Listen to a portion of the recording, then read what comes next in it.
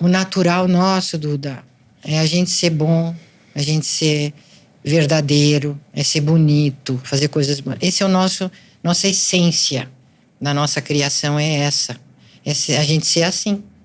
Então, quando a gente aceita que pisou na bola, e como pisou na bola, a gente como que alivia e volta ao normal.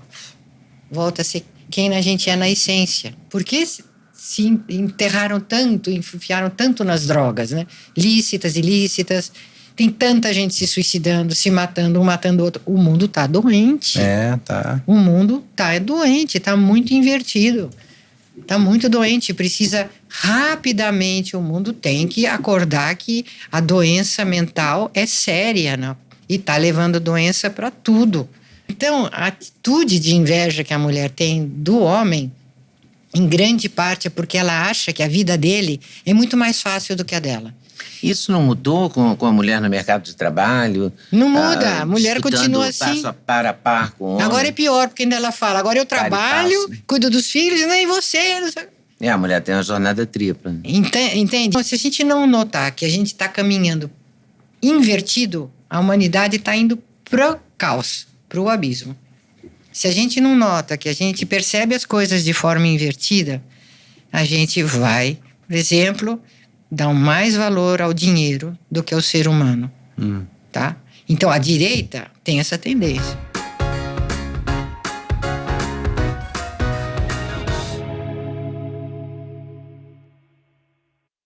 Olá, seja muito bem-vindo a mais um episódio aqui de Os Nagli, o Encontro de Gerações. E eu sou Duda Nagli, ator, empresário. Eu sou Leda Nagli, jornalista. E a nossa convidada de hoje é uma psicanalista, fundadora da Faculdade Trilógica, professora, escritora, doutora Cláudia Pacheco. Sim. Tô É aqui. um prazer tê-la aqui.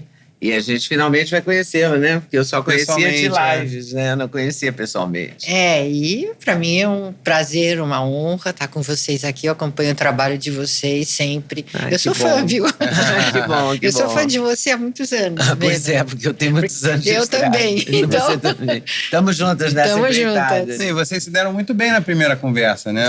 Foi muito legal. A segunda também, mas digo, a primeira, porque como foi novidade. Foi novidade. Especialmente. Foi muito bom. Né? Eu gosto muito da inteligência da doutora Cláudia, sabe? E é uma perspectiva muito diferente do convencional, né? Uma psicanalista que fala também de religião, fala do transcendental, fala da espiritualidade. Sim. Né? Das tradições judaico-cristãs ocidentais. Exatamente. Né? Sim, sim. Eu vou começar perguntando pelas faculdades trilógicas. Sim. Eu acho que a gente tem que esclarecer isso. O que é isso, né? Trilógico, né? Pra explicar pra todo mundo. Que isso? É seita? Que história que é essa? Bom, e aí eu posso ir um pouquinho mais para trás? Pode, claro, fica à vontade. Você pode ir para onde você quiser. A minha formação é uma formação bem tradicional. Meu pai é médico e lá do HC, do Hospital das Clínicas, e da APM, Associação Paulista de Medicina. Enfim, meu pai era um médico que eu tenho muito orgulho dele, Rui Pacheco. Então, na minha mocidade, eu, por acaso, fiquei conhecendo o trabalho de Norberto Kepp dentro da psicanálise no HC, no Hospital das Clínicas, onde tinham aqueles professores, viu, Leda? Nossa, o Medina, com formação super sólida, né? Bom, aquele pessoal incrível, incrível, uns médicos incríveis. Então, lá eu conheci esse psicanalista e fiz um tratamento com ele. Foi, assim, um resultado de psicossomática. Então, foi um resultado fulminante, assim, rápido, me curei. E eu fiquei pensando, eu quero estudar isso aí para ajudar mais pessoas também, porque eu ia lá no HC, no Edmundo Vasconcelos, né, do professor da gastroenterologia. E hoje acho que o pessoal nem sabe mais, né, Duda, quem que são esses grandes médicos que o Brasil já teve. Assim, tem grandes médicos hoje, mas essa turma, eles eram de alto nível mesmo. Inclusive ético, humano, cultos, etc.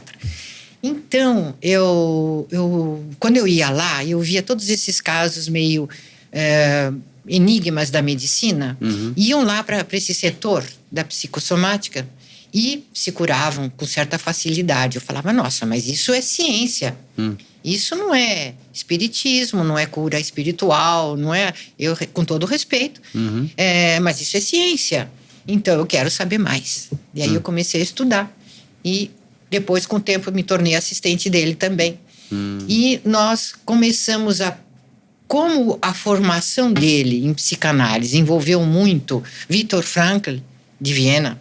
Ele esteve lá com Viktor Frankl, trabalhando, estudando por 3 anos. E Viktor Frankl é muito espiritualista, e que criou a logoterapia, e ele hoje é muito conhecido, embora falecido.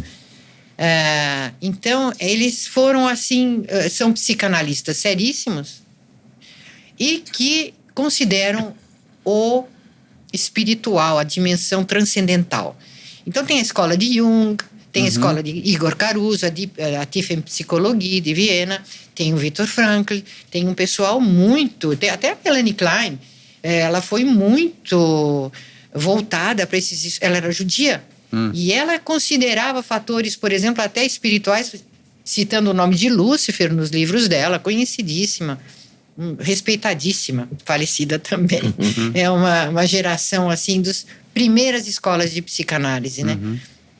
Então, a Kepp, ele sempre teve, assim, a tese dele foi sobre o transconsciente, os transtipos, no sentido de que todo ser humano tem um aspecto espiritual transcendental muito forte.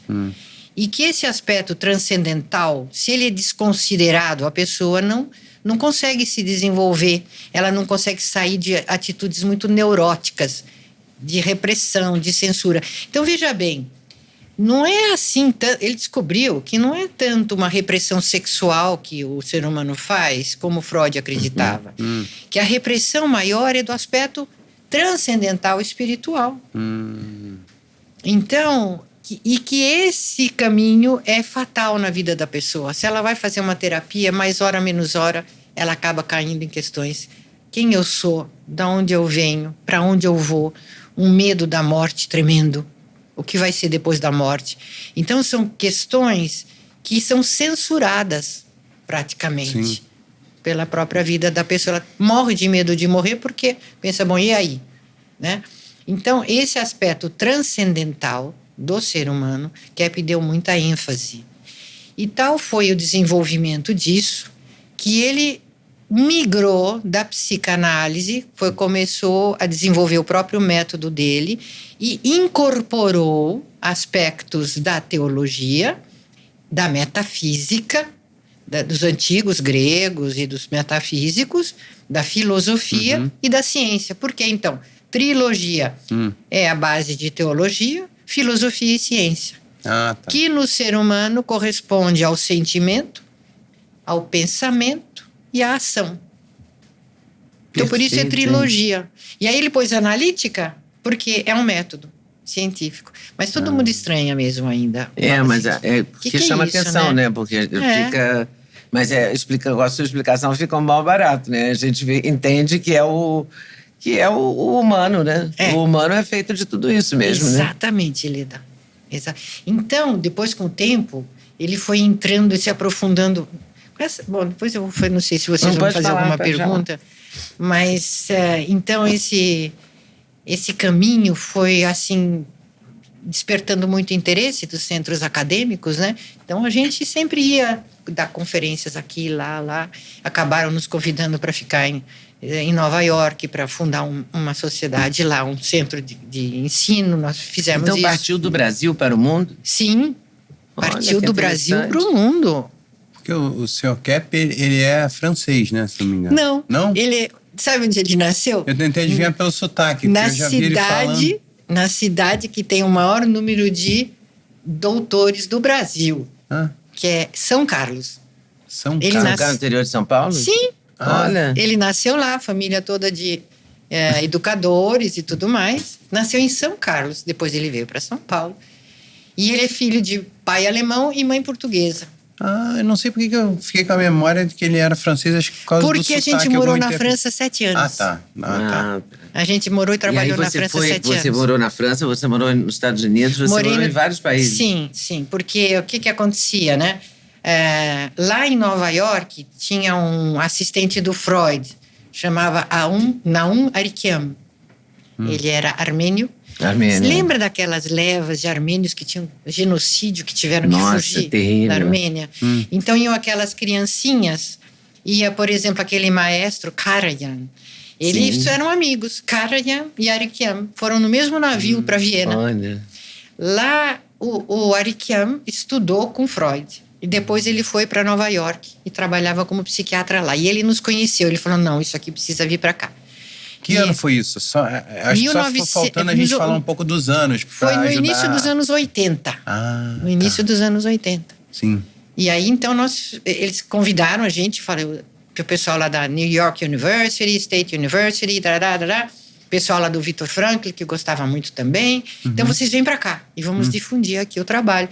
E ficamos lá do começo dos anos 80 até meados de 88. E aí, nós fomos para a Europa levar com mais vagar. Ficamos na França 7 anos e sempre estávamos viajando porque tinha centro em Estocolmo, Helsinki, Lucca, na Itália, Lisboa, Londres. Um caminho internacional mesmo. Sim, bastante internacional. E essa difusão segue até hoje? Tem vertente da Faculdade Trilógica no mundo todo? Tem. Agora tem alunos, né? Tem alunos estudando na Faculdade Trilógica que estão em vários países, Alemanha, Suécia. E essas faculdades existem no Brasil e fora do Brasil? Você conseguiu implantar essas... Online, EAD.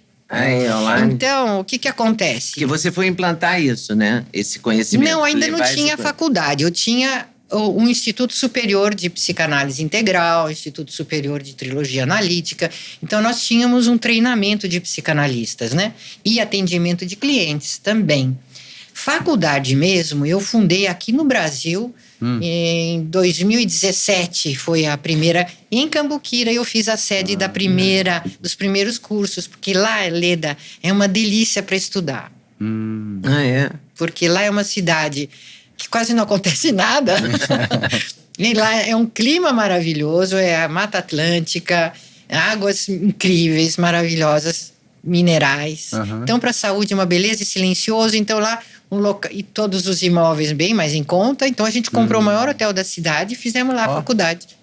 Então, lá recebe alunos, fazemos congressos, atividades artísticas, recebemos gente do exterior. Tem lá a oficina da tecnologia, dos ventiladores, de motores ressonantes, está lá. Encantado com e isso. eu fiquei, Vocês podiam explicar melhor essa tecnologia? Por que você ficou a doutora Cláudia deu de presente pra gente aqui 2 ventiladores com esse motor magnético que quase não usa eletricidade. Exato. Eu queria que... Eu posso chamar de você ou por de senhora? favor. Obrigado, porque eu não tenho tanto hábito de falar senhora, mas eu estava constrangido de falar você. Agora que por favor. Tá liberado. Obrigado. E aí...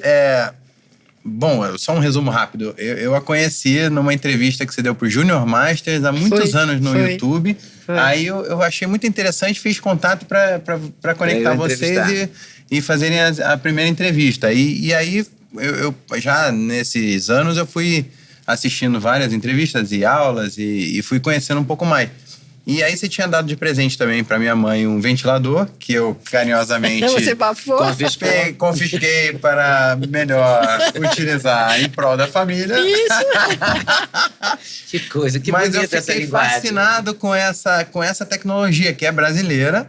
Né? Então é a quadrilógica, porque entra uma outra lógica aí no meio, além das 3. Né? E você sabe que ela deriva da psicanálise integral, que depois ficou trilogia, porque Kepp começou a estudar muito a questão das energias. Tá. E no que ele entrou no campo da energética, das energias, e lá na França foi muito bom.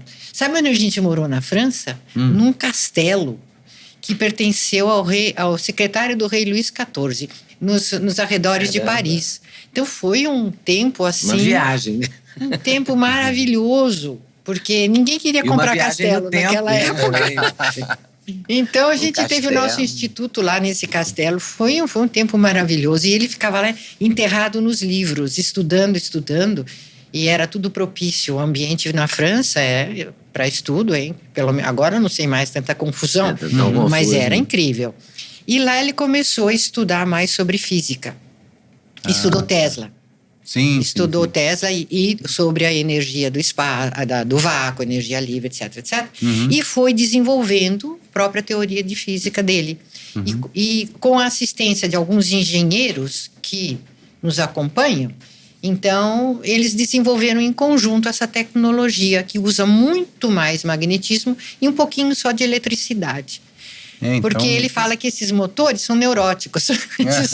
esses os motores normais. elétricos convencionais de ventilador, gastam muita energia, liquidificador. Esquentam e fazem mal para a saúde. Então são motores neuróticos. Também. E esse é mais normal. Porque em tese a gente usa o ventilador para resfriar o ambiente, né? Para trocar o calor que tá do corpo com o ambiente. E normalmente um motor elétrico ele esquenta e joga um ar meio quente, como se fosse um mini secador de cabelo ali, né? Misturado. E esse aqui, quando eu descobri, eu falei, não, incrível essa ideia. E ele esquenta muito menos, gasta pouca energia, esquenta muito menos. Ainda tem a parte dos íons, né? Do magnetismo que joga no ar. E essa energética, essa energia que alimenta esse ventilador, alimenta o nosso organismo, alimenta a nossa psique, alimenta o nosso sangue. Por isso que ele faz bem também para sangue. Sabe esses testes de sangue de campo escuro? Então, quando as pessoas fazem... ficam algum tempo do lado do ventilador, aí fazem o teste do sangue, do microscópio de campo escuro, e as hemácias são todas, vamos dizer assim, elas estão todas soltinhas, o sangue circula melhor, por causa do efeito energético que provoca nos seres vivos.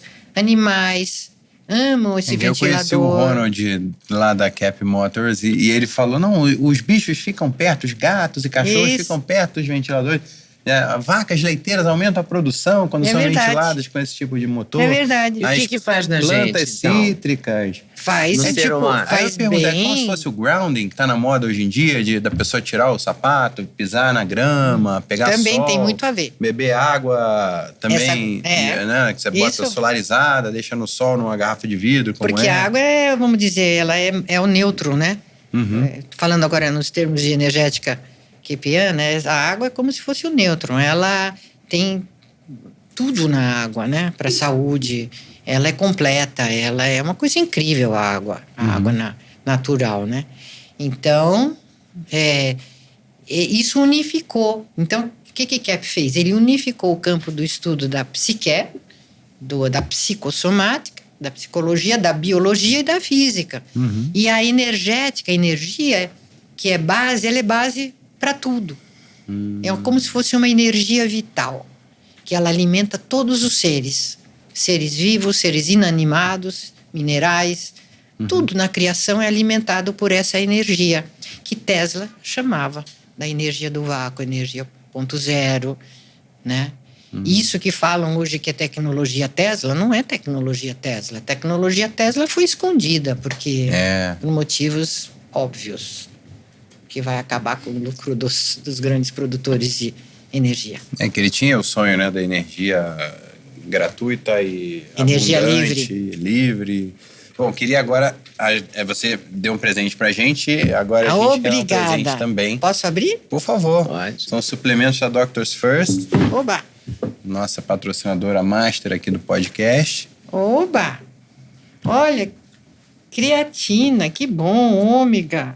Creatina, ômega 3, colágeno, vitamina C, colágeno, proteínas do colágeno. Eu já estou precisando dessas coisas para ajudar, né? Todos precisamos. Vitamina Nós usamos essa marca, Doctors First. Muito bom, muito obrigada, viu? Que agora vai mudar de nome, vai se chamar Doctors Group, Doctors First não vai mudar de nome, mas o grupo Doctors vai ter por causa da farmácia de manipulação que chamava Floravita, que é a irmã mais velha da Doctors, aí vai chamar Doctors Pharmacy e a Doctors Group vai abranger tudo, assim. Então, o link aqui no QR Code na tela ou o link na descrição, você vai direto para o site oficial da Doctors First e usando o cupom LEDA5, mais 5% de desconto, além das promoções que estiverem rolando no site oficial. Eu vou mostrar para minha... Vou mostrar para minha nora. Ela é médica psicossomaticista, ela ama essas coisas. Ótimo. Vou mostrar para ela. Coloca aqui do lado, porque aí a gente recolhe em vez de não fica te incomodando. Mágica. É uma mágica do programa. E o que faz uma médica? Quer dizer, acabei de ver que eu esqueci um negócio apoio de celular perdido aqui no meio da mesa. O que diferencia o psicanalista tradicional da psicanalista trilógica? Então, acho que o principal é que nós, como psicanalistas trilógicos, a gente tem uma visão mais integral do ser humano. Então, a gente não fica muito em questões assim de instintos ou de inconsciente. É corpo, mente e energia. E alma. E a energia. A alma é a principal energia, é o principal poder.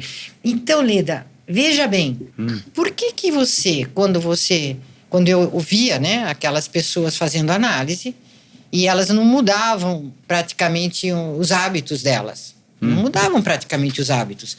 E curavam-se de doenças assim, as mais complicadas.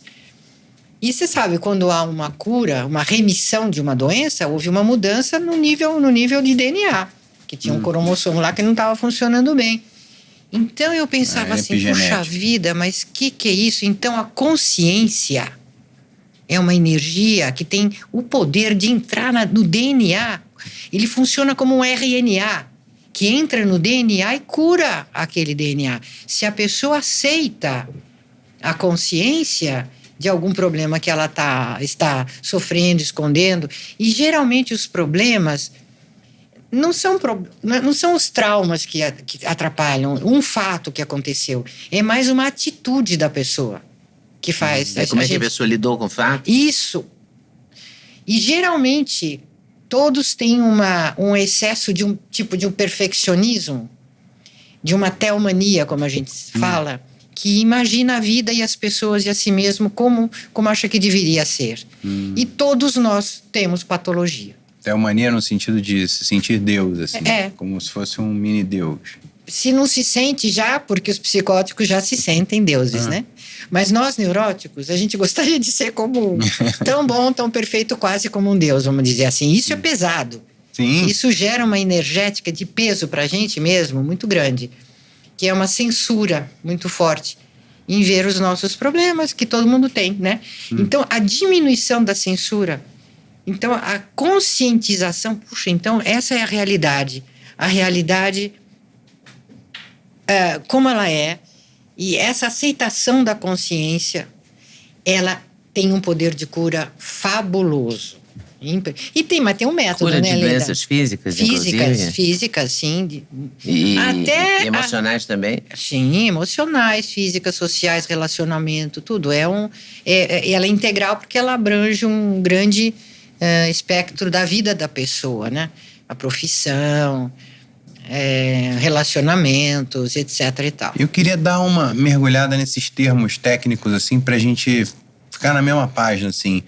Por exemplo, eu aprendi que neurose é como se fosse um tipo de mentira esquecida que a gente continua mantendo.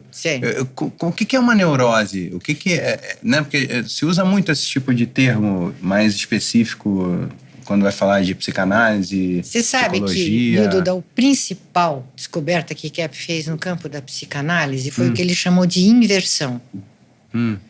Que não é bem o inconsciente, é a inversão, que nós, seres humanos, nascemos com um problema na nossa percepção e na nossa conduta da realidade, que a gente tende a ver as coisas invertidas. Por exemplo, vou te dar um exemplo. Por que geralmente os filhos brigam tanto com os pais? Naturalmente, porque as mães não obedecem. Por que os casais casam ou se juntam, começam a brigar? Por que uma pessoa, quando ela vai ter alguma coisa que ela sempre esperou de bom na vida, ela fica doente um dia antes, ou uma semana antes, ou tem um acidente? Por que é a pessoa que lutou para ter um sucesso na vida e quando teve aquilo, de repente ela fale, ela não consegue conviver com aquele bem. Então, como se fosse uma maldição, né? Um sucesso, ser bem sucedido em alguma coisa. Sim, perto do Natal, um monte de acidentes. O pessoal todo fica com dor de dente. Ou perto de aniversário. Vai acontecer uma coisa boa, cuidado.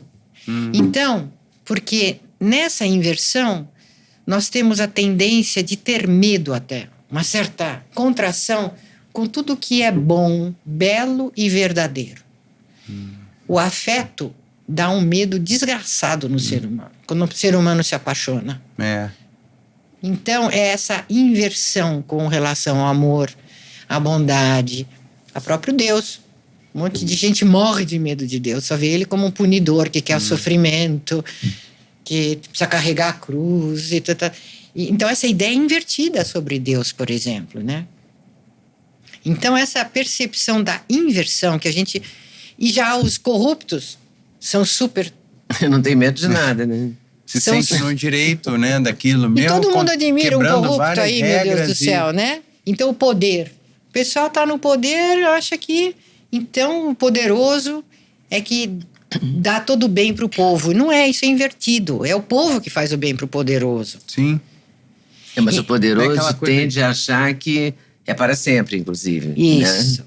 Isso. Ele tende, mas sempre o dia dele chega. A gente vê pelos eleitos, né? Os que são eleitos na democracia. Mas o dia deles acaba chegando, né, Leda? Porque como eles estão baseados numa inversão, eles próprios são invertidos, eles não se baseiam na realidade, eles se baseiam nos delírios.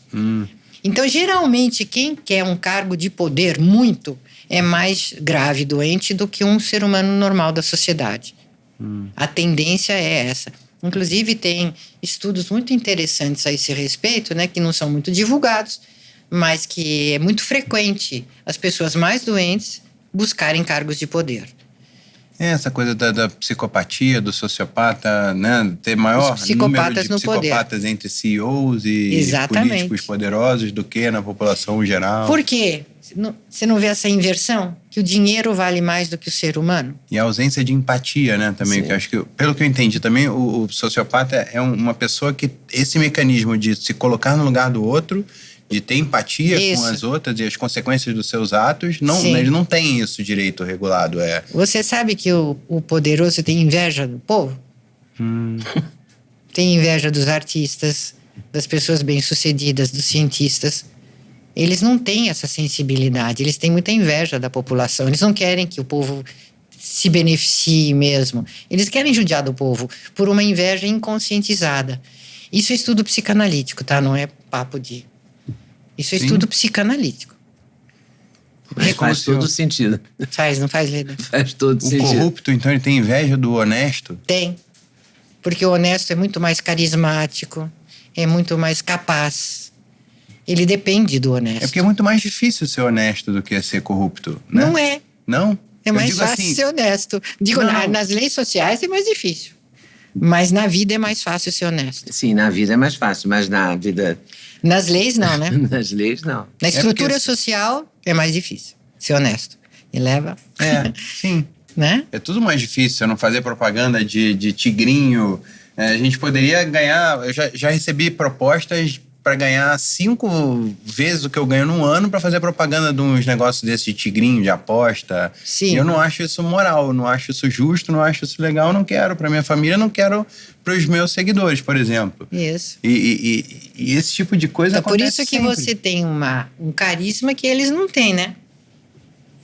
Mas às vezes tem pessoas com muito carisma que fazem esse jogo, né? Faz. Então, depende do carisma, porque depende do caráter. A palavra carisma também é muito usada por mal também, né? Sim, a ética... Eu acho que depende do caráter, da ética, da visão de ética que a pessoa tem. Fundamental para a sanidade mental, a ética.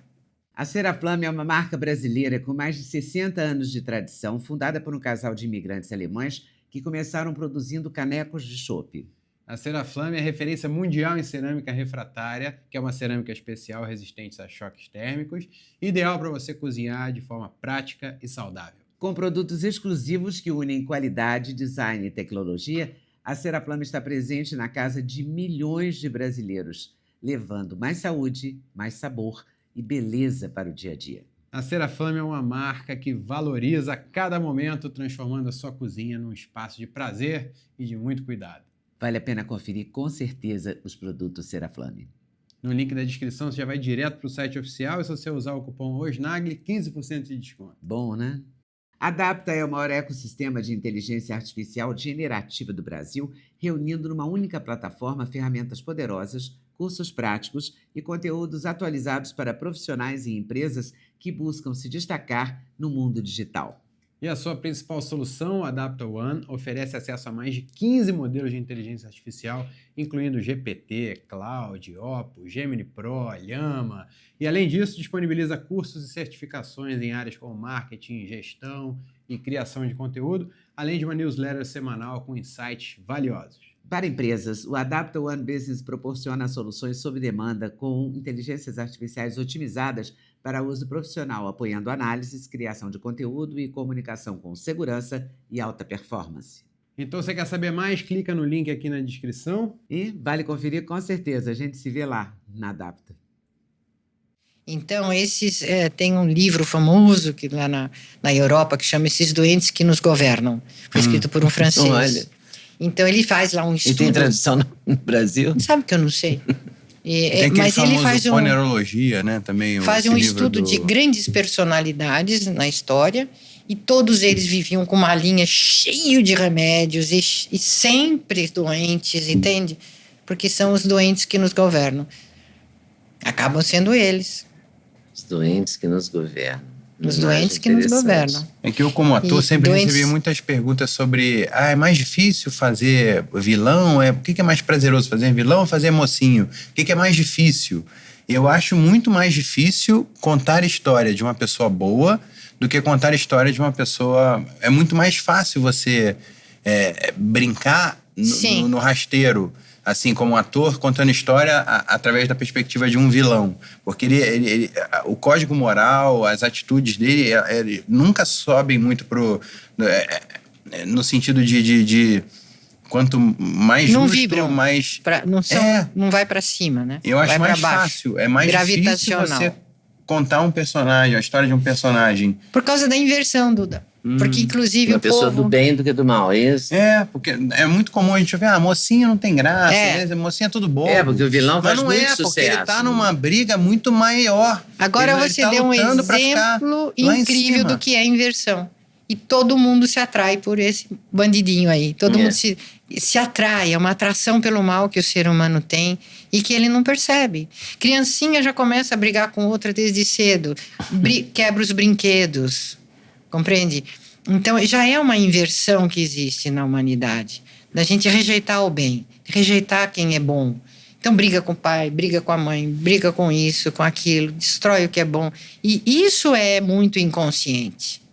A gente não percebe, na maior parte das vezes, o que a gente faz. Você acha que a psicanálise é para todo mundo?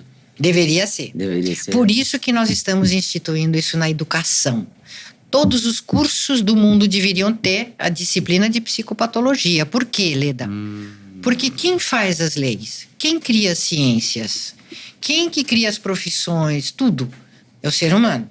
E o que ele faz? Ele faz como um produto da cabeça dele. E se a cabeça dele está invertida demais, é muito doente, ele vai criar uma ciência, um estudo, um campo de atividade totalmente doente para o ser humano. E aí vai todo mundo de embrulho. E é isso que a gente tem visto na ciência materialista. Que as ciências, elas são muito materialistas, principalmente a partir do fim do século XIX e o século XX inteiro, que Deus foi alijado da ciência. Imagina, no HC, no Hospital das Clínicas, nos anos 70 ainda... Eles não tinham essa visão que agora muitos médicos têm espiritualista. Finalmente eles estão abrindo os olhos. Graças a Deus. Fazendo pesquisas, tudo. Mas naquela época, não. Questão de espiritualidade, assim, é outra coisa. Isolada, né? Falar em Deus, impossível. Isso não tem nada a ver com ciência. E tem tudo a ver com ciência. Você acha que, então, foi uma evolução essa questão dos médicos recomendarem a meditação, admitirem que uma pessoa mais feliz ou que encara de uma maneira mais positiva uma doença grave, ela tem mais possibilidade de vencer essa doença? Sem dúvida. Tudo isso foi uma conquista, na sua opinião? Sem dúvida. E a gente trabalhou muito para introduzir isso, viu, Leda? E agora a gente faz isso nas faculdades. Uma é EAD e a outra é presencial lá em Cambuquira, né? E a gente coloca isso em todos os cursos que a gente dá, essas noções de psicopatologia, psicossomática, energética. É visto como um curso de pós-graduação ou um curso de graduação? Tem dos dois. Tem dos dois. Tem graduação, tem pós-graduação, tem extensão, tem cursos na plataforma. Então, eu acho muito bacana porque, afinal, são os brasileiros que estão se adiantando nessa área, viu? Os médicos, os psicanalistas, os nossos alunos que estão se adiantando nessa área. E a gente teve muito, não é sorte, é trabalho mesmo. A gente recebeu boas notas do MEC, né? A avaliação máxima na faculdade. Nota máxima. Então, a gente dá duro, mas compensa. E quais são os critérios para avaliação, para receber a nota máxima no MEC? Tem um monte de Nesse coisas. Caso. Eles têm vários fatores que são observados, instalações, a parte, se a EAD toda, a plataforma. Mas o conteúdo, tudo isso. E aí o conteúdo também. O conteúdo também. Ele tem que ser um conteúdo top, né? Um conteúdo que atenda os requisitos do MEC, né? E você enfrentou algum tipo de preconceito? Quando você defendia essa... No começo, sim. Logo o pessoal achava que era religião, ainda mais falava trilogia, eu falei, isso é seita. Então tinha que explicar tudo e tralalá, né? Mas agora a questão da espiritualidade está ganhando tanto campo. E aí tem outra, nós não somos confessionais, sabe o que é isso? A gente é leigo. A gente, por exemplo, a gente tem um curso de teologia, mas é leigo. Não tem a base judaica cristã também, que a gente estuda tal, porque tem que ter num curso de teologia.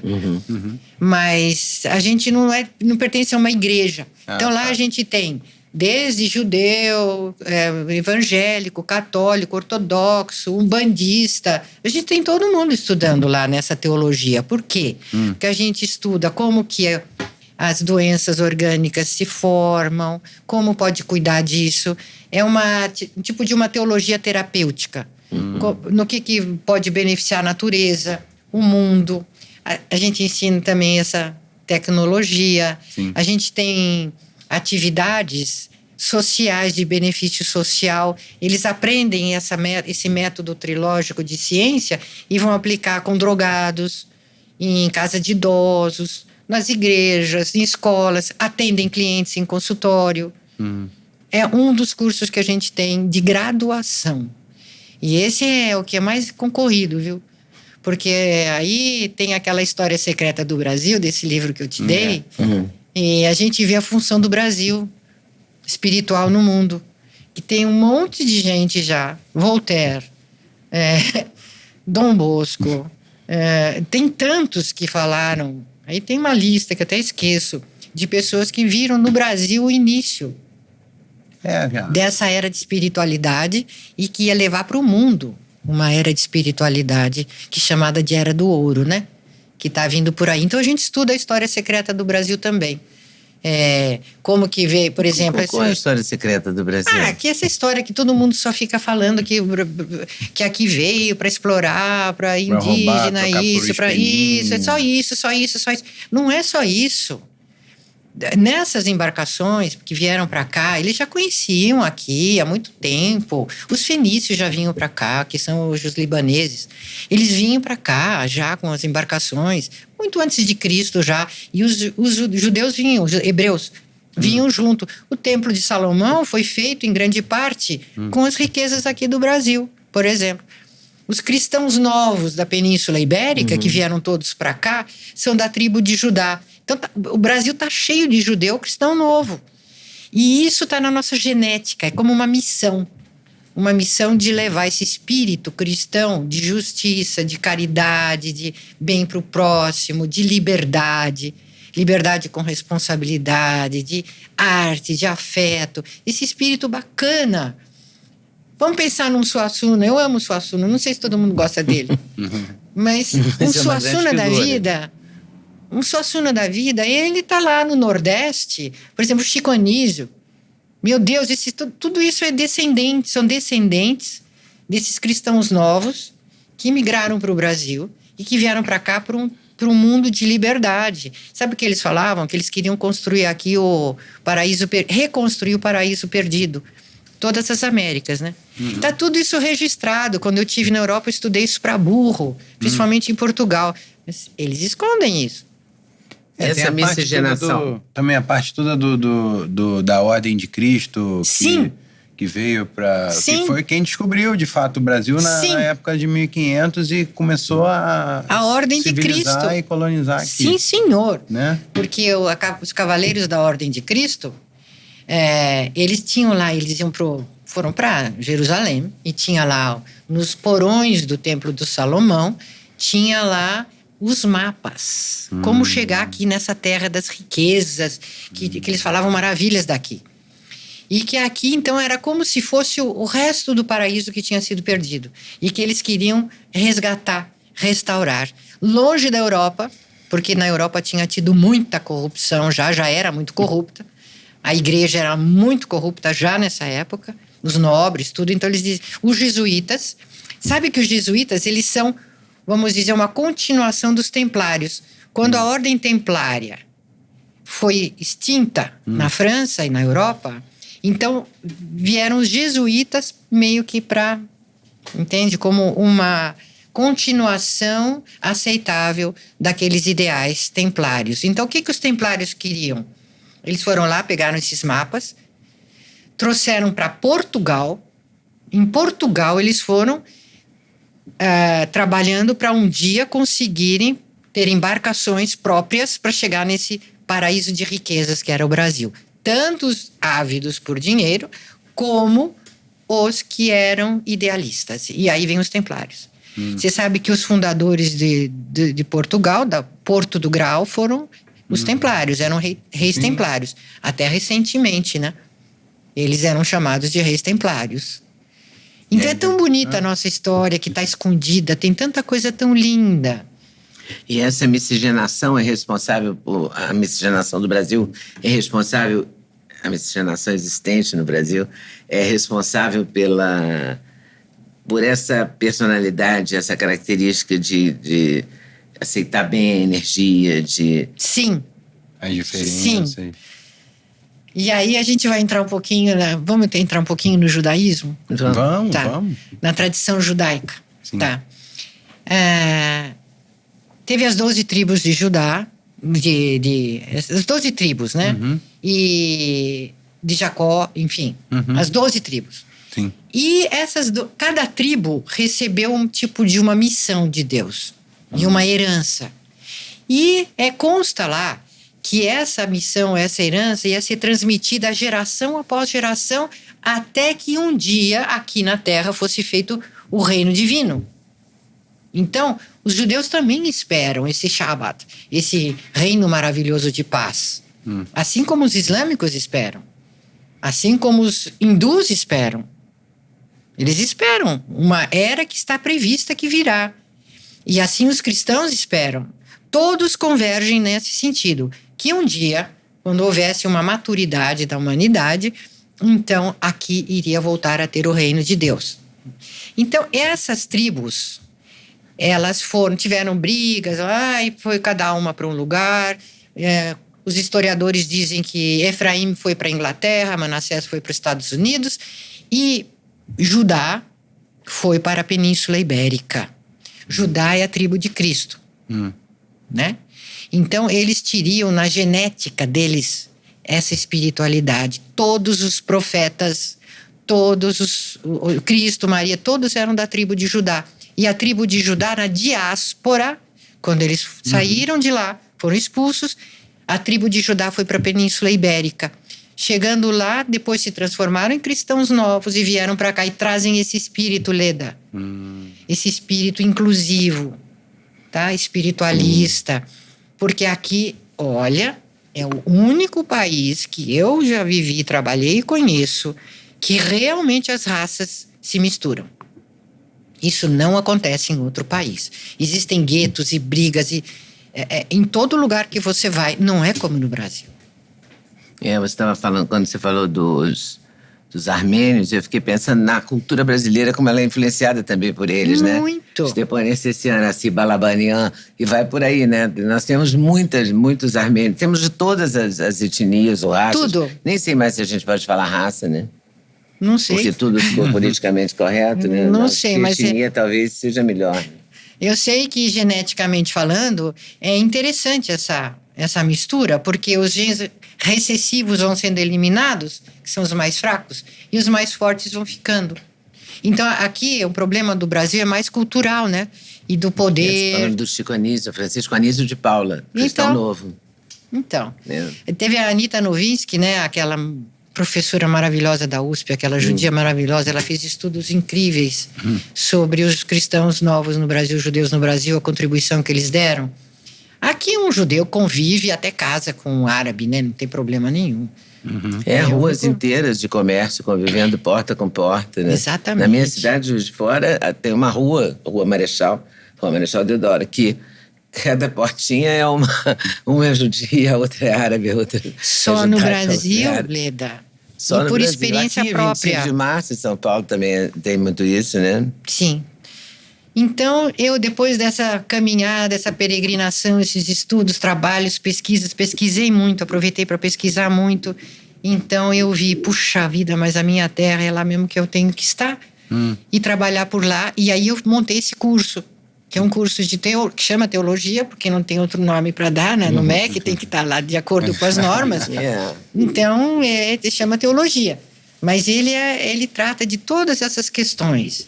As questões espirituais, a saúde, a terapia para o mundo, a história secreta do Brasil. E essa miscigenação atual no Brasil, dos chineses, os coreanos, uma beleza. A maior colônia do Japão fora do Japão é aqui. A colônia libanesa é coisa, aqui. Na Itália.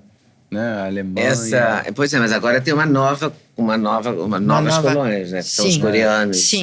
Porque quando eu falei na 25 de março, eu me lembrei disso. Eu já não posso mais dizer que é só judeus e árabes, né? Então, aqui é um tipo de um experimento, né? Sim. E único, e que vai um dia, que está começando, quer dizer, sempre tem as forças contrárias, né? Mas que permanece e vai prevalecer. Quais são as vantagens e as maiores desvantagens, as coisas que a gente mais deve combater como brasileiro para... Extremismo, polaridades. Sempre a Leda falava, Cláudia, o que está acontecendo no nosso país? Por que essa polaridade? Essa polaridade, essa divisão energética, no final, esses dois polos se assemelham muito, se identificam muito nas intenções. Embora não saibam, né? Embora não saibam. não tenham se tocado. O pessoal fica bravo quando eu falo isso, mas o equilíbrio está no meio. Os gregos tinham razão. A virtude está no meio, na moderação, no equilíbrio. Não está no pacto, na falta de ética, não. Está na moderação.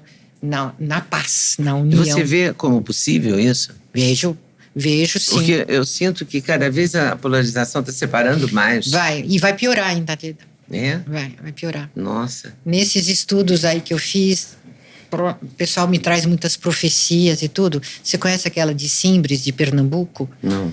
É aceita hoje em dia pela Igreja Católica, tudo, que Maria, mãe de Cristo, apareceu lá para umas crianças em 1936, avisando que ia correr sangue aqui no Brasil por causa do comunismo, de acordo com as profecias, com as aparições. Profecia lá de Fátima, né? Fátima falou também da Rússia espalhando erros. Espalhando os erros pelo mundo. Sim, e essa em Simbres, em 1936. Procure. Outro dia mesmo. Outro dia, 1916 é outro dia mesmo. 90 anos atrás. E que ia correr, ia causar muito pouco para a história, né? Ia causar muito problema aqui, ia ter muita briga aqui no Brasil por causa dessa orientação de brigas políticas e iria correr sangue no Brasil.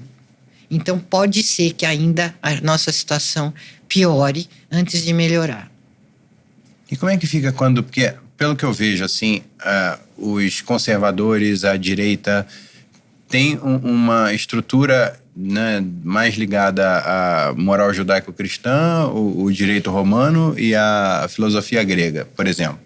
E os lados mais revolucionários à esquerda têm uma coisa mais tipo, se ajuda a acelerar a revolução é bom, e se atrapalha a revolução é mal, né? Então, são o bem e o mal, para um lado, funciona de um jeito, quase como se fosse um aplicativo. Você quer passar um aplicativo do iPhone, que é iOS, para o outro, que é Android, o negócio simplesmente não vai. Tem que...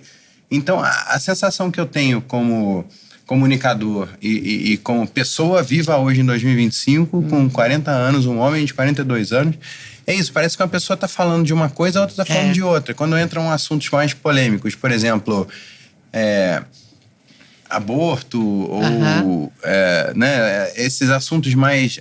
Sensíveis. Um lado fala de uma coisa, o direito do bebê, ele já é uma pessoa, ele tem direito à vida. E o outro fala, não, mas a mulher que tem que decidir. Então, na hora que eles vão conversar, parece que eles estão falando de coisas diferentes, prestando atenção, de perspectivas diferentes. Como é que a gente pode buscar o meio nessas situações? Assim? Na essência, existe muita coisa em comum, né? Aqui... Precisamos de mais essência. Por exemplo, quando um país, muitas vezes, ataca outro país com uma bandeira ética, você vai ver que, às vezes, e muitas vezes, esse país está escondendo outras intenções atrás daquela bandeira. Seja de direita ou seja de esquerda. Tá? Então, tanto a esquerda quanto a direita tem fatos, assim, bastante neuróticos, vamos dizer, em termos psicanalíticos. Bastante neuróticos. Agora, por que durou tanto tempo e está durando tanto tempo? Porque as duas propostas pegam aspectos essenciais para o ser humano, de necessidades do ser humano, que ele ali se identifica com aquilo, né? E vê no opositor um inimigo. E não percebe que, no fundo, tem muita coisa semelhante na patologia dos dois extremos. Todo extremo se toca. Porque, vamos dizer, então, alguns se preocupam muito em preservar a vida das crianças, dos fetos. Isso, claro, pela ciência a gente vê que isso é uma coisa válida, tá? Mas não do jeito que é proposto. Porque tem tanto problema no mundo, para essas meninas, por exemplo, serem mães precocemente e muitas vezes induzidas a isso pela educação. Então, é tão difícil, é tão dolorido, é tão delicado tudo isso, que não tem solução fácil. Tem muitos lados, né? Tem muitos lados. Essa questão é uma questão difícil por isso. Então, tem que mudar muito, tem que desinverter muita coisa. O ser humano tem que deixar de ver no outro um inimigo, em primeiro lugar. Se você quer a paz, se prepare para a paz. Então, nisso, Cristo foi o mestre.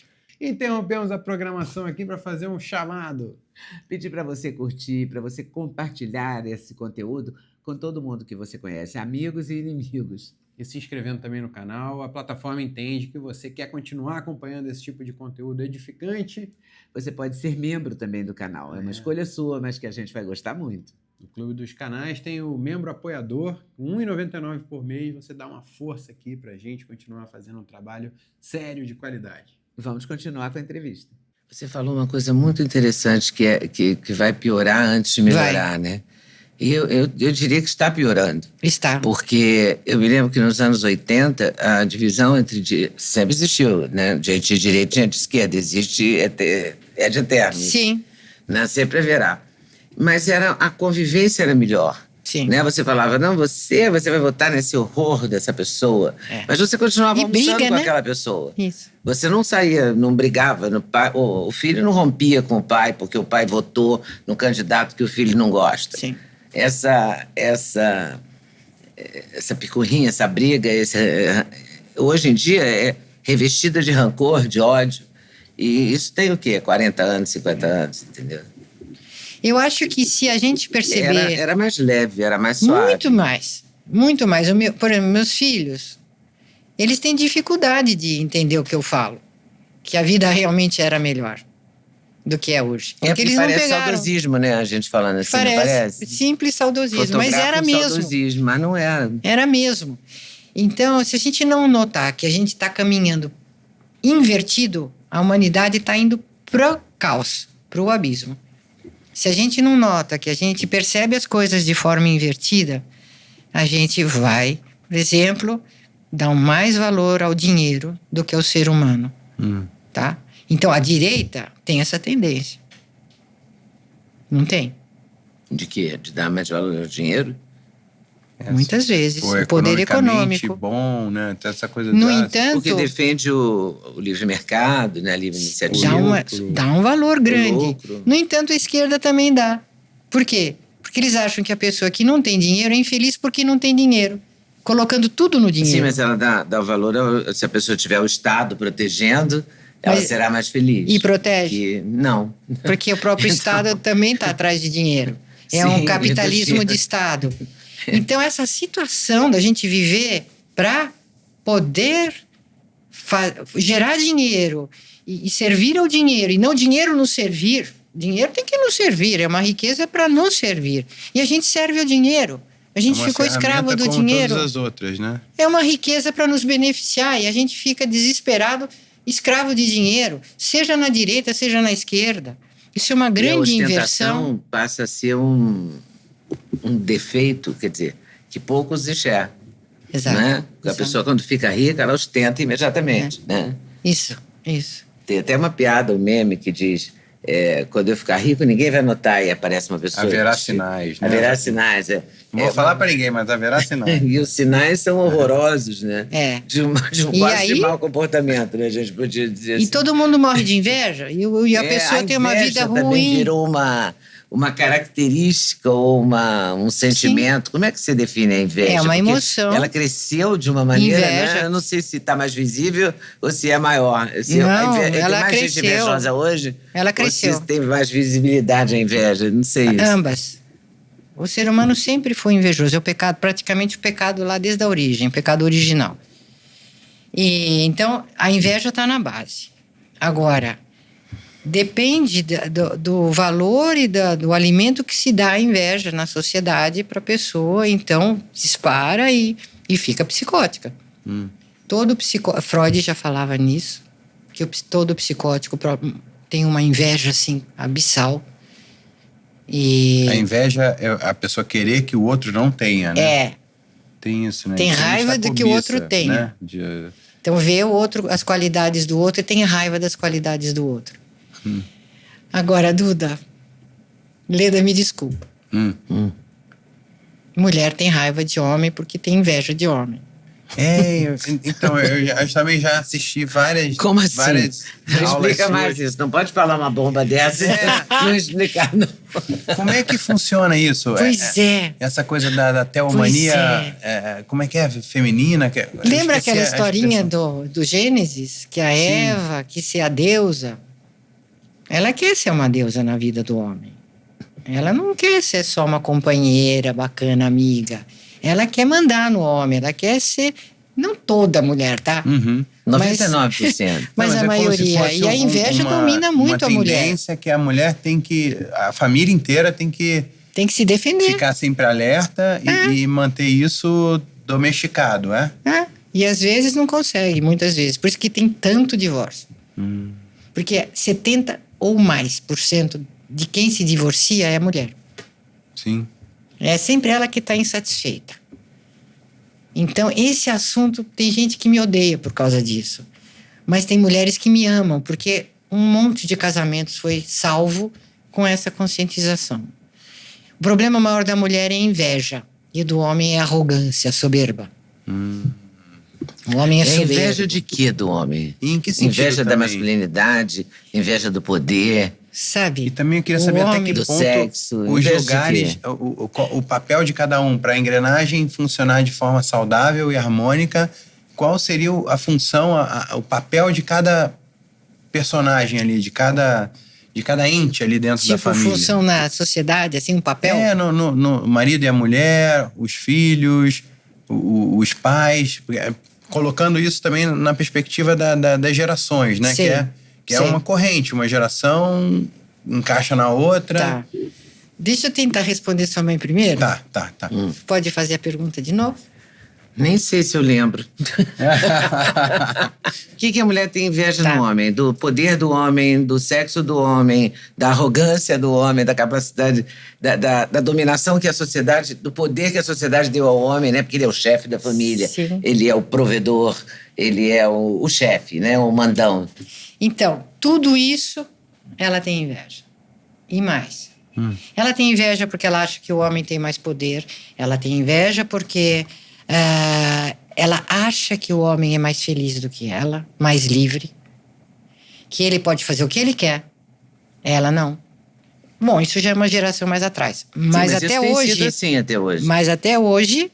Há resquícios. A mulher tem inveja do homem, achando que ele tem mais vantagens na sociedade, que ele... Mas você sabe o que mais morde mesmo a mulher, no fundo?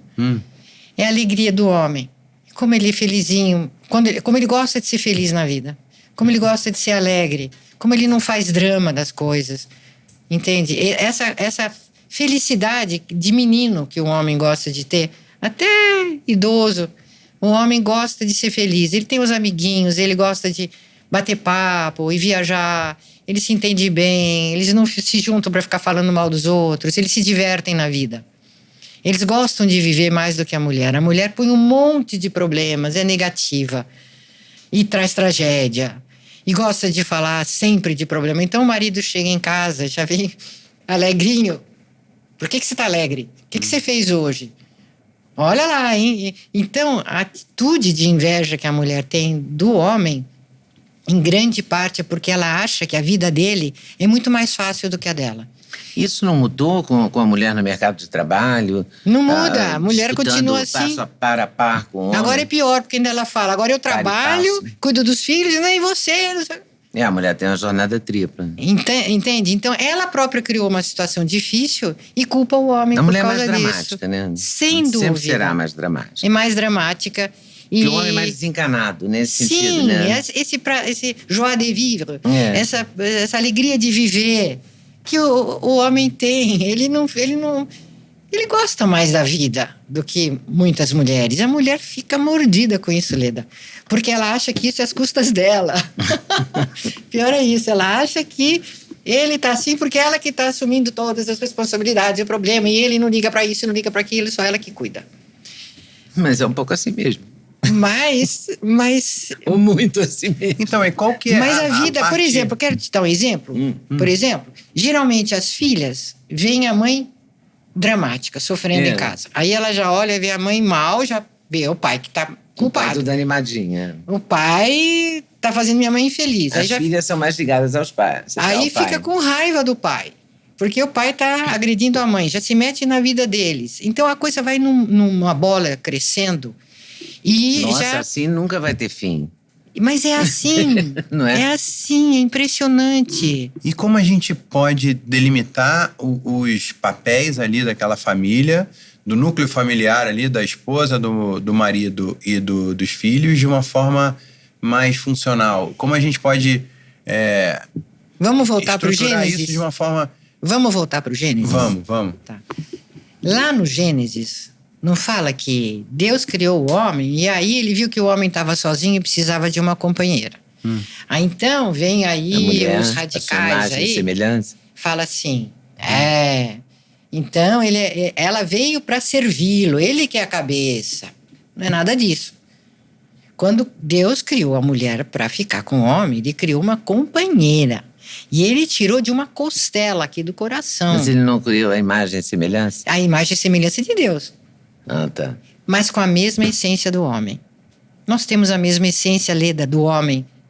Muitas das diferenças são culturais, sociais, psicopatológicas, mas na essência nós somos idênticas aos homens, com exceção de um cromossomo. O resto é tudo igualzinho, Leda. Nós somos da mesma substância, nós somos muito mais iguais, nós somos um.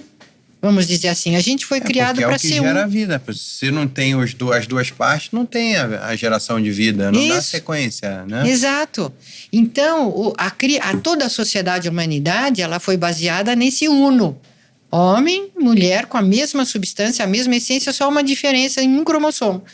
que é o cromossomo do sexo, das características físicas, assim, externas do sexo. O resto é tudo igual. E como harmonizar essas energias, transformar a família num motor magnético. Então, esse é o trabalho que a gente faz. E harmonizar isso, porque ao mesmo tempo tem essa coisa do homem ser o provedor na história recente, de trabalhar e tal, e botar dinheiro em casa, mas a mulher é que gera a vida, que é a coisa mais importante. Mas a mulher também trabalha hoje em dia, bota o dinheiro em casa. Sim, mas ele tem... São muito... No sentido de... Os papéis se aproximaram, mas as cabeças não se aproximaram, é isso? Não, tô falando no sentido de... Porque, por exemplo... Não, ele tá falando de um papel até biológico, até da natureza, que se entra um urso, é o homem, normalmente, que a mulher, o homem que vai fêmea, sair na... É a fêmea, força, que é a mulher.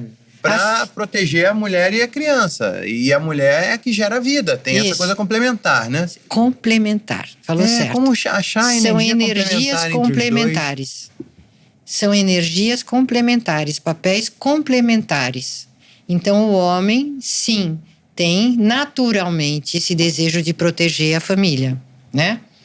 E a mulher, ela é, vamos dizer, a porta do céu para a terra. Quando tem o momento da fecundação e um espermatozoide entra no óvulo, não é que ele chegou lá porque ele chegou em primeiro lugar, porque ele correu mais, como se pensava. É só um que tem um tipo de uma chavezinha que abre e entra. É uma coisa, uma arquitetura assim divina tão linda. E depende da enzima e tudo de isso são pesquisas outros, né, mais recentes.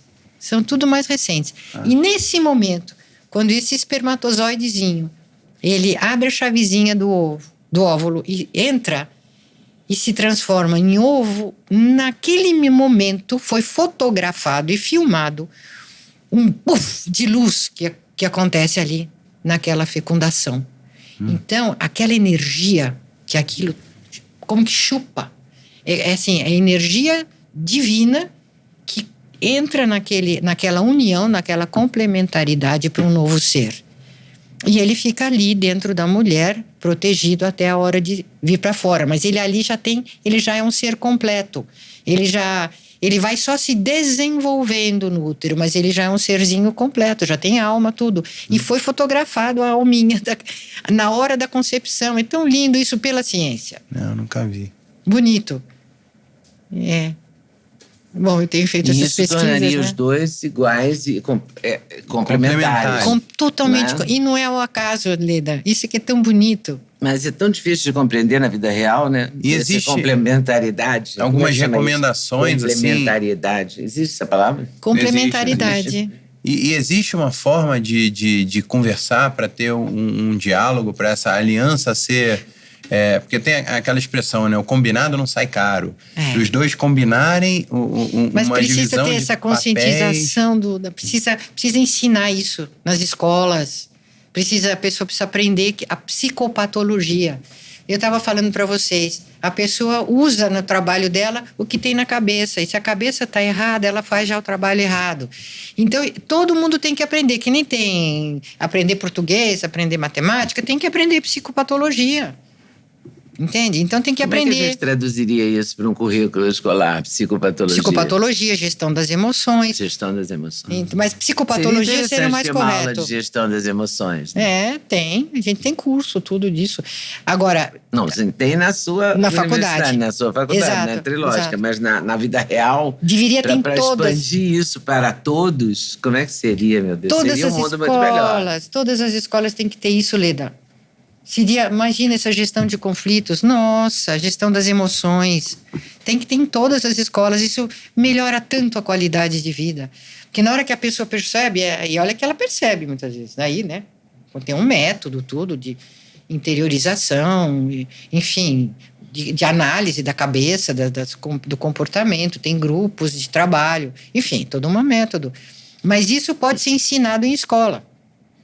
E muitas pessoas... As escolas tradicionais não estão preocupadas com isso. Não, mas vai ter que estar. Estão mais preocupados com a competitividade. A família, a responsabilidade da família é de educar as crianças. Não, a escola é uma instituição para passar uma certa grade de conhecimento, mas a responsabilidade da formação daquele indivíduo passa muito pela família. Total. Né? A gente que tem que passar adiante o conhecimento. Aliás, a ideia desse podcast surgiu muito daí, da nossa busca por cuidar da nossa família e conversar com pessoas super interessantes e de várias áreas complementares para passar conhecimento para a gente e para nossa audiência também, juntar útil ao agradável. Vocês fazem muito bem de estar fazendo isso. Pois é. Vocês fazem muito bem, porque vocês se complementam também. Você a gente se enriquece 50% da genética do seu pai e 50% da sua mãe. Sim. Entretanto, sei lá, por circunstâncias de vida, tudo, você tem, assim, uma aproximação profissional, etc., se identifica, e até por complementaridade da energética masculina e da energética feminina. Então, isso que vocês estão fazendo, todos os pais e mães deveriam fazer em tese, vamos dizer, em princípio, no mundo. Essa colaboração, essa complementaridade, que é muito rica. É muito rica. E no paraíso era assim. No paraíso era assim. Então, na época que todo mundo era feliz e livre, era assim. E quais são as coisas que não podem faltar? Eu tenho uma filha também que vai fazer 7 anos. Que é uma gracinha, né? Diga-se de passagem. E aí, aproveitando também, quais são as suas recomendações para a gente criar experiências eu, no meu caso, criar com a minha filha, a vovó aqui criar com a netinha. Eu trouxe uns livrinhos de presente para ela. Eu aconselharia vocês a lerem juntos com ela. Ah, legal. Isso dá um efeito muito interessante, porque, embora seja uma coisa para criança, o adulto também se identifica com aquilo. Sim, é. E se conversam e se aproximam e as barreiras se desfazem. E toda vez que a gente consegue admitir um erro que a gente fez, ai, que alívio. Quando a gente consegue admitir uma patologia, quando consegue admitir, veja bem o que eu estou falando, porque se a gente não admite, é um suplício. Todo erro não aceito gera doença. Todo erro, não um trauma ou outro. Todo erro não aceito gera doença. Doença mental, espiritual, psicológica, física. Uma atitude de não aceitar os próprios erros. E é importante também pedir desculpa em voz alta, por exemplo, quando um membro da família comete algum desrespeito com o outro. Se o outro aceitar, sim. Se o outro for meio arrogante, eu não aconselho.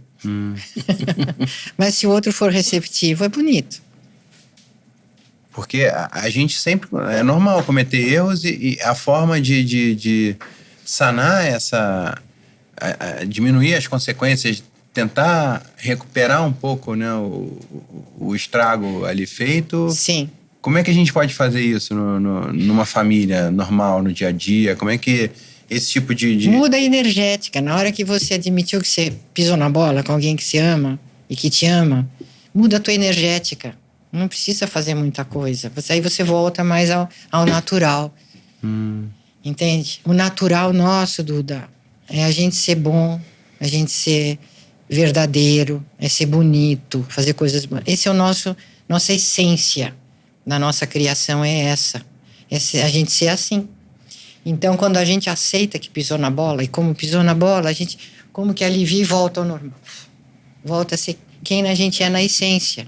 É mais a essência do que a forma, né? Isso. Do que, às vezes, pode ser um pedido de desculpa leve, mas na essência está presente ali, né? Isso. É o estar presente. A tua energia muda. Se você... Até o nosso sistema fisiológico se beneficia quando a gente aceita que fez porque a gente faz um erro, a gente sabe. No fundo, escondeu ou não, mas está ali. Aquilo fica como um bloqueio energético. Fica um bloqueio energético. Vocês sabem, né? Vocês estão sempre falando de questões de energia, tudo, dos experimentos do Masaru Emoto, aquele japonês que fazia análise da água e falava raiva, não sei o quê, e a molécula se deforma. Sim. Assim é conosco. Nós somos um monte de água, né? Nós somos um montão de água, de líquido. Então, todo o sentimento negativo que a gente tem deforma nossas moléculas. Então, aquilo fica incomodando. Você fica doente, fica com gripe, passa mal, dor de cabeça, intestino, má digestão e pode ir piorando as doenças. Então, quando a gente consegue admitir um erro, aquilo dissolve aquela... A molécula volta à forma bonita e muda a energética da gente. A gente passa a transmitir uma energética receptiva. Nem precisa ficar pedindo muita desculpa. Você já, energeticamente, você já fica diferente. Isso é treinável, essa percepção? E a mulher tem mais vantagem para perceber? Porque muito se fala sobre a intuição feminina, né? Uhum. E que o homem tem mais dificuldade de perceber esses sinais mais sutis. A mulher, isso tudo é treinável? A mulher tem uma habilidade com a vida sentimental, psicológica, especial. E se ela usa isso para o bem, é incrível. Isso é intuição? Também. A intuição... É energia, a intuição, é o conhecimento percepção, direto. É prestar atenção, o que é? É o conhecimento direto das coisas, né? A intuição, quando você conhece diretamente, não passa pelo intelecto. Na intuição você conhece direto. Então a mulher, se ela tem essa habilidade que nós temos, se ela usa para o bem, então é uma mãe acho muito incrível. Flagrante isso. Se ela usa baseado na inveja, faz estrago. Porque ela tem habilidades que o homem não tem para fazer estrago. Mas às vezes a percepção não é bem vista também, né? Essa intuição não é bem vista. Não, porque que às vezes... Porque incomoda. Incomoda muito. Porque a gente não está acostumado... Olha, Leda, a coisa mais difícil para um ser humano é aceitar um erro que faz. E as pessoas também têm muita dificuldade de aceitar a intuição, de aceitar Sim. que você pode olhar para uma pessoa e... Porque a gente fala, o anjo da guarda não combinou, né? Coisas assim. E isso tem a ver com energia. Isso é energia. Sim, tudo é energia. E às vezes se comprova, às vezes não se comprova, né? Sim. Uma intuição, né? Uma coisa Sim. que você percebeu. Você está dizendo quando você sente. Percebe alguma coisa negativa que você não gostou de perceber? Às vezes Sim. a gente não gosta de perceber. Sim, muitas vezes. E às vezes a gente está errado também. A intuição não é sempre certa. Porque a gente idealiza, né? A gente começa a fazer um sonho, uma idealização, começa a idealizar uma pessoa, uma situação, sonha com relação daquilo, né? E aí quando vem uma evidência qualquer que tem alguma coisa lá que não é bem como a gente pensava, é dolorido, né?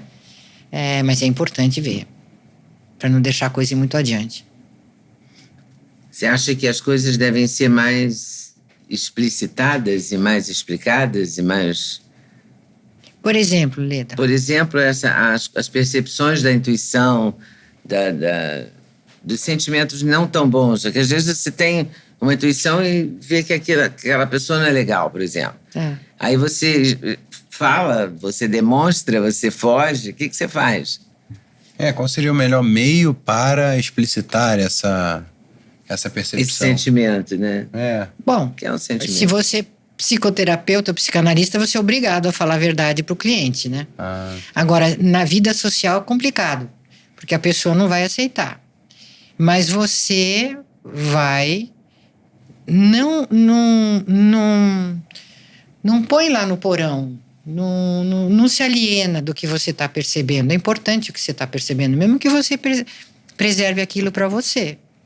É importante você saber da verdade. Porque às vezes você fala uma verdade, sobretudo entre amigos, né? Quando você fala uma coisa assim, e a outra pessoa se ofende, fica chateada e tal, né? Então você tem que falar o que você está percebendo com muita delicadeza. Sim, né? Com muito afeto. Ela tem que perceber que aquele problema está fazendo mal para ela. É desvantajoso para ela. E quando você aponta um erro, algum problema de alguém, tem que ter isso na intenção de ajudar a pessoa a melhorar a vida dela. E ainda assim você corre o risco da pessoa não aceitar. Mas algumas vezes aceita e aí a pessoa fica muito grata.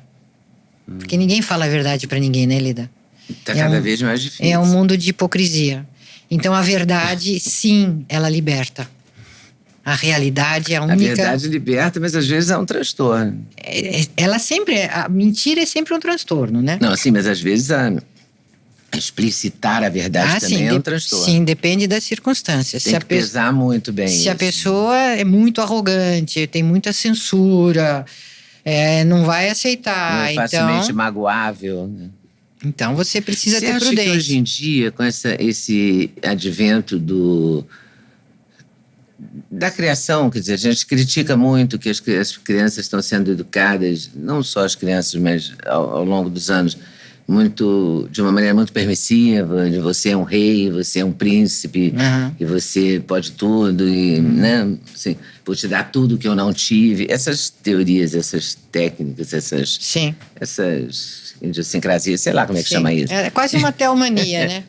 Você vai ter a vida como você imagina. Então você vai está fazer a sua vida. umas pessoas que também não podem ser frustradas, né? Não podem... São quebráveis, né? São de gesso, de porcelana. Quanto mais megalômana, teomânica a pessoa tem, quanto mais ela se imagina grande, mais ela não aguenta que fale nada, né? Porque ela fez aquela imagem dela de grandiosidade e não sai daquele delírio. Não aceita sair do delírio. Então são pessoas impossíveis de conviver. Mas você sente que isso está crescendo? Tá. Que essa geração, digamos, Com certeza, Lira. 70 em diante, dos anos 70 para cá. Sim, está crescendo. Ela está muito não me toques, muito... Sim, por causa da educação, da orientação. A gente vê num restaurante que a criança está fazendo a maior zoeira, atrapalhando o garçom, atrapalhando as pessoas. Isso. E ninguém fala nada. Isso. Como se o pai e a mãe não percebessem. Eu tô falando essas pequenas atitudes, assim, né? Que aí criam umas pessoas também que não podem ser contrariadas. Isso. Isso veio... Isso não vai dar certo. Isso veio, sabe da onde? No longo prazo. Da psicologia americana. Ah, é? Como assim? Nos Estados Unidos se desenvolveu, eles mandaram tudo para o mundo praticamente, né? Pelo menos para o mundo ocidental. Então, lá nos anos 60, com a revolta dos jovens, etc e tal, e o próprio análise freudiana, que via como que não pode censurar ninguém, não pode falar nada para ninguém, a pessoa fica... não pode ter censura, não pode ter censura. Mas se a gente tem uma vontade invertida, como é que não vai censurar?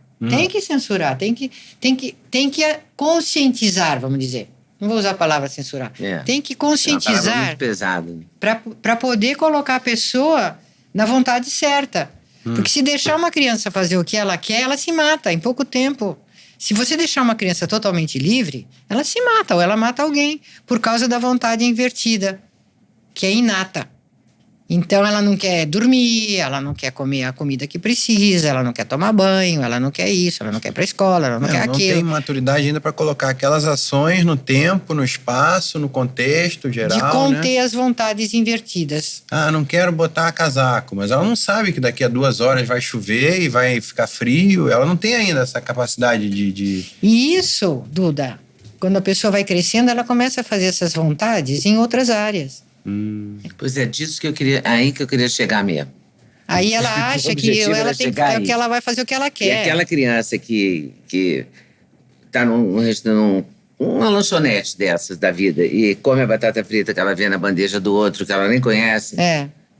Eu já vi essa cena.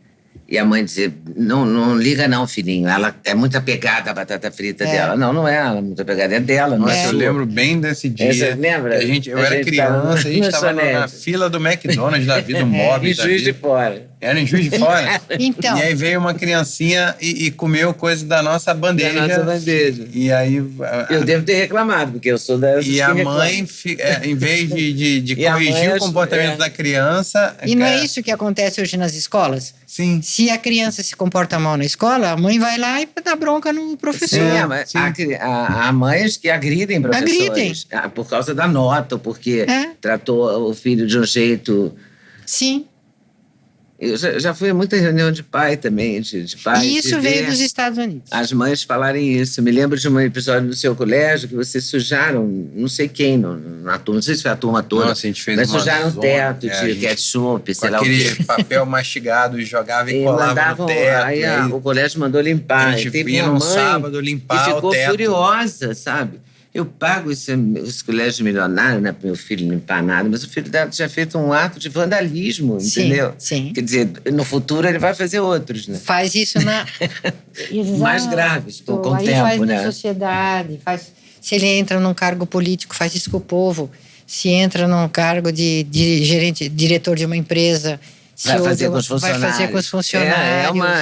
É a mesma psique que aquela acaba... história do menino. Eu me lembro que eu fiz um programa uma vez, que era os garotos de Brasília que queimaram o índio.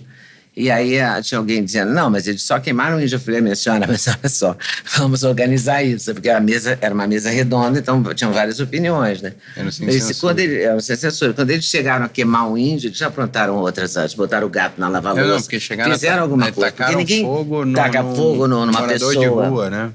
Então, desde que foi no índio. Era um morador de rua que era indígena.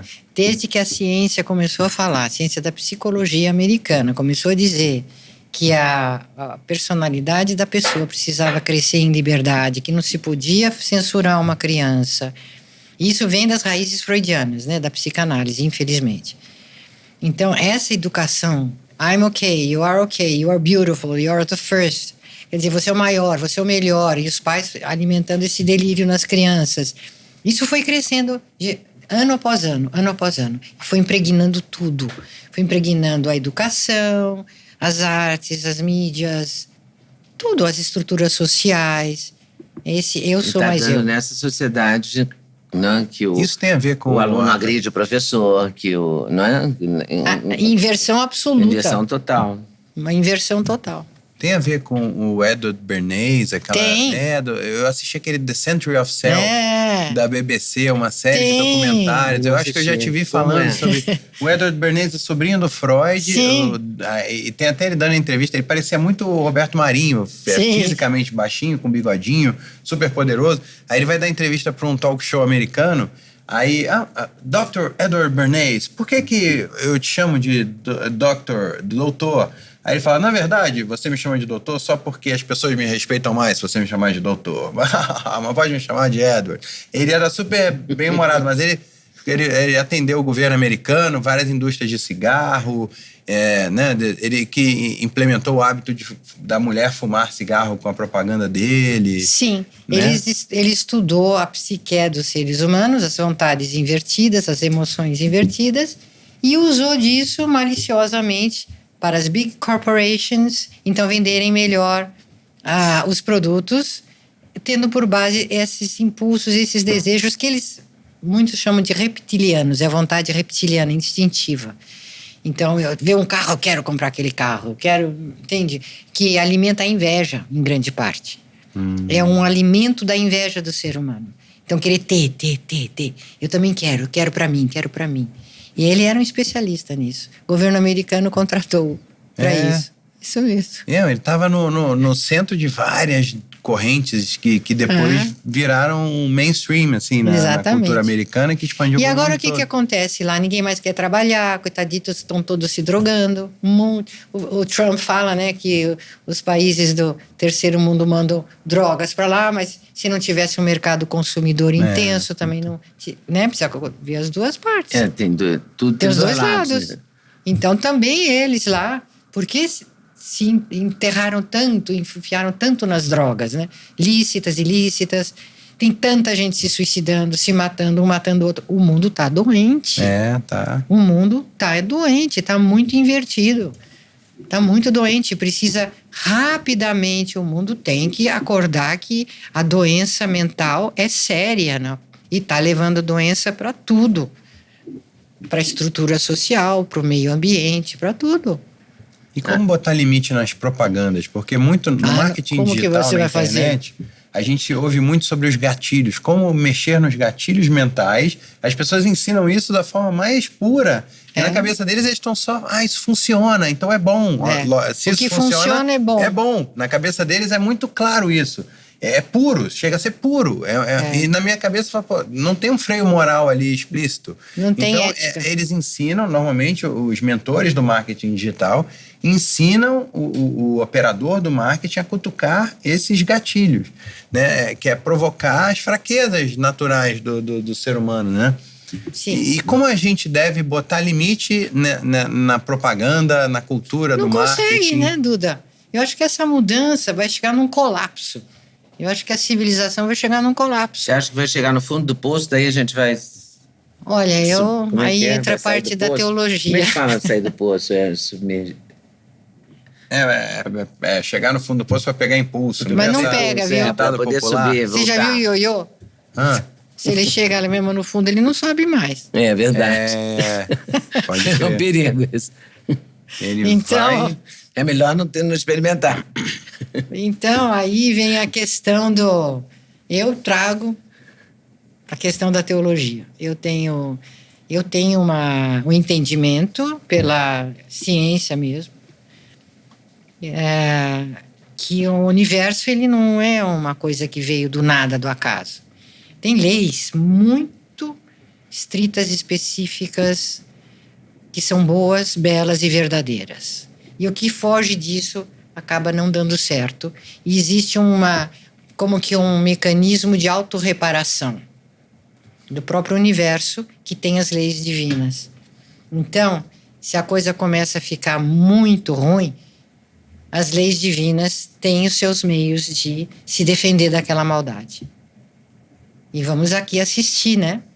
Eu não sei se eu vou assistir, não sei quem vai assistir, mas nós estamos vendo que a maldade no mundo chegou num ponto que já está como que provocando mecanismos de autorreparação da própria natureza. Você vê, por exemplo, vou te dar um exemplo. Quando começa a haver um desequilíbrio energético na atmosfera, aí os raios que vêm, eles vêm para reequilibrar a energética do ambiente. Daí vem a chuva, blá, blá. Então, o raio, ele vem para realimentar, para reequilibrar uma falha energética daquele ambiente. Não é um castigo, é uma tentativa de reequilíbrio. Até as doenças, por exemplo, o câncer. Quando ele começa por uma falha energética. E aí, o próprio organismo tenta se recuperar e vai ali, muitas vezes... um problema de... Como é que chama aquela... Meu Deus. Quando a pessoa pega aquelas infecções no hospital e que aí a infecção toma conta. Bactéria. Infecção generalizada. Ah, meu Deus. Infecção por bactéria, né? Por vírus. Septicemia. Septicemia.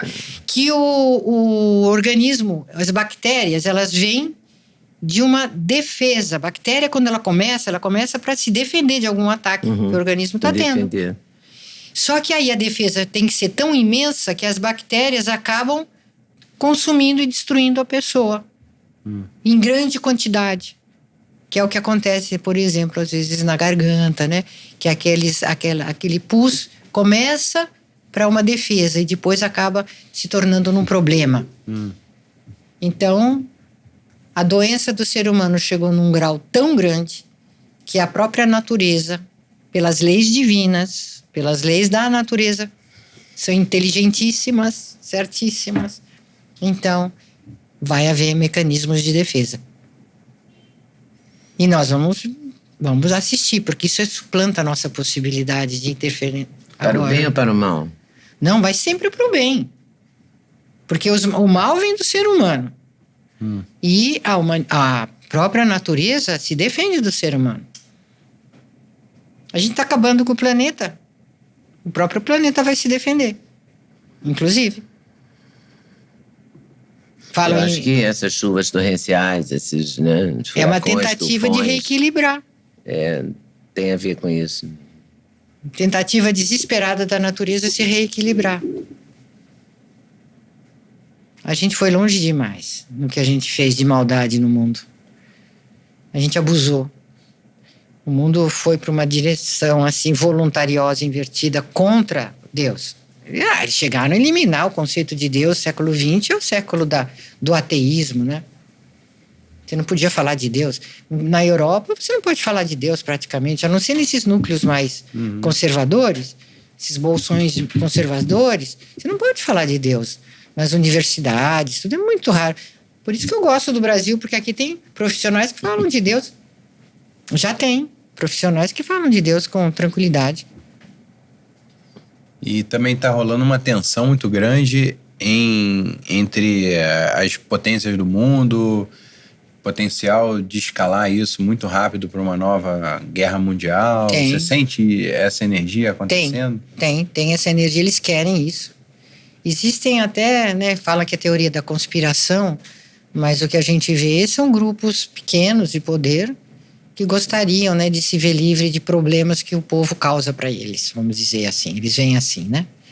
Que a população é um peso para a sociedade e que até seria bom se houvesse um jeitinho, uma limpa e ficar um grupo de pessoas de menos gente no planeta, mas não é essa a solução, não. E você acha que o mundo vai virar muçulmano? Os muçulmanos ainda vão fazer grandes demonstrações de poder, viu? Na Europa e até nos Estados Unidos. Já estão fazendo. Quando eu morava lá. Na Europa já está bem evidente. Bem evidente. A França já é um país muçulmano, praticamente. Até Portugal. Até Portugal? Até Portugal. Uau! E quando eu morava nos Estados Unidos, já havia infiltração de células islâmicas lá, terroristas, e que naquela época não tinha muito controle, eles levavam muito material radioativo lá. Já para esperar um dia que seja oportuno, então, que eles façam essa intifada, uma coisa que eles acreditam, né? E existem pessoas que têm medo, porque Nova York estaria até já com subterrâneos preparados, com material radioativo lá colocado para quando for dado um start, que isso então possa acontecer lá também. A gente brinca com fogo, né? A gente brinca com a patologia. E aqui a gente está aqui, já falamos bastante, mas voltando para o Gênesis, existem energias ruins também espirituais. Existem aquilo que que Cristo chamava de demônios. Existem seres espirituais ruins e que estão atuando também aqui de forma invisível. Isso é uma coisa, como que fala isso? Assustadora. Mas isso é ciência, É uma viu? guerra espiritual. Tem uma guerra espiritual. Assim, né? Tem sim. Quem lida com doença mental, lida muito próximo com esses fenômenos espirituais, viu? Sabe o que? Até combustão espontânea. Vocês já ouviram falar nisso? Ah, sim. Que a pessoa pega fogo de dentro para fora. As roupas ficam intactas, o ambiente intacto, e ela vira poeira. Em casos de depressão grave ou de problemas psíquicos graves, a pessoa pega fogo de dentro para fora. É um problema energético, espiritualmente energético. E para terminar, como é que a gente se protege? Consciência. Eu também não quero terminar lá embaixo. Vamos terminar para cima. Quero terminar aqui. melhor.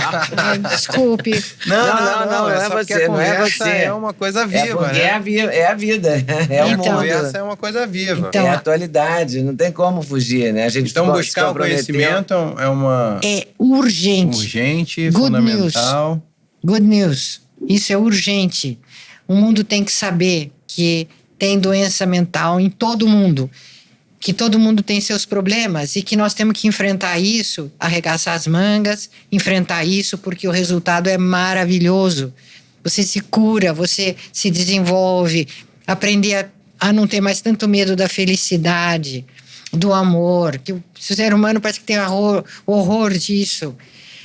Não tem medo de ser feliz, e não ter medo de aceitar a vida, tá? Ter uma visão diferente até sobre a eternidade. Voltar a ser amigo de Deus, né? Que a gente deixou de ser amigo de Deus, então ficou um mundo esquisito. E aceitar que Deus está aqui, sim. E que nós estamos num Brasilzão aí importantíssimo nesse sentido, que teve gerações e gerações que trabalharam para chegar um dia na realização do que o Brasil vai realizar para o mundo ainda. Então vai ter muita coisa boa acontecendo no Brasil, creiam. Vai ter muita coisa boa saindo do Brasil, acontecendo no Brasil. Creiam e ajudem a construir.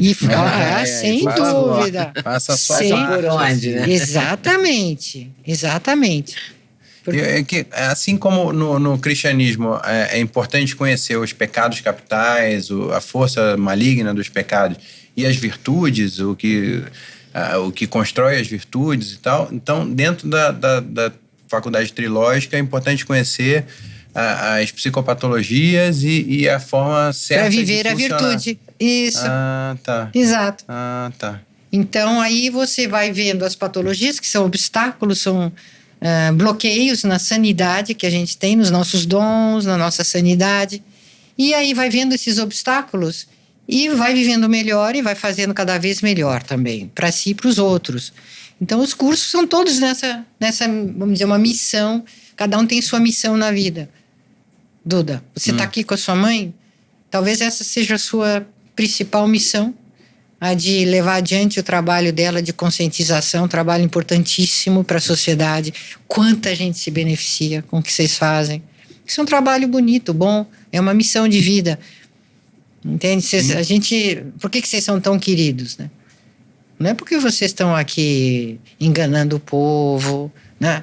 Atrás de dinheiro. Claro que vocês merecem, todo mundo merece a retribuição financeira, viver bem. Ninguém nasceu para ser pobre. Então, mas vocês têm uma missão.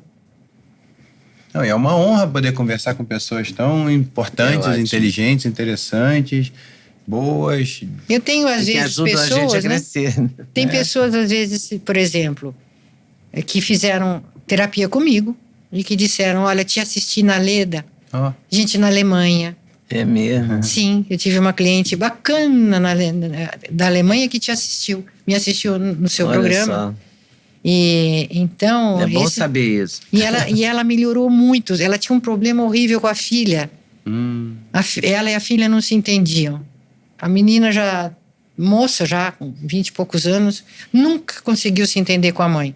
Fez a terapia, as duas hoje são as melhores amigas.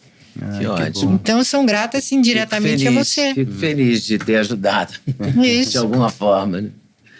Bom, muito obrigada, doutora Cláudia. Super valeu. Eu agradeço a chance de, inclusive, de beneficiar um montão de gente que te assiste vocês dois. Como eu falei, né? Vocês têm um fã-clube lá na nossa faculdade. Que bom. Bom saber, bom de viver isso. Muito obrigada por ter vindo, obrigada por vocês por estarem nos assistindo. Então, e fica a dica para vocês darem uma maratonada aqui no podcast Osnag do Encontro de Gerações. Tem várias entrevistas muito interessantes, complementares até a essa que a gente teve agora. E então já se inscreve, já compartilha também para quem você acha que está precisando dessa frequência energética aqui de conhecimento. Para dar aquela. E desculpe, viu? Eu tenho que ter falado de doença, de problemas. Não, imagina. Me desculpe. A vida tem o lado doce e o lado amargo. É bonita e é feia ao mesmo tempo, né? Tem a vida, é assim, é do humano tudo isso, né? Todos tem uma frase que eu tenho um cliente lá de Goiás que gosta muito: ver o pior para viver o melhor. Perfeito, hein? Gostei, vou adotar. Muito bom. Ver o pior. Aceitar ver o pior para viver o melhor. Para viver o melhor, Sim. Tá bom. Sem medo. Então ficamos combinados com coragem. Assim. Então, valeu, até a pessoal, próxima. Até a próxima. Pode curtir, compartilhar, tá? Fica à vontade.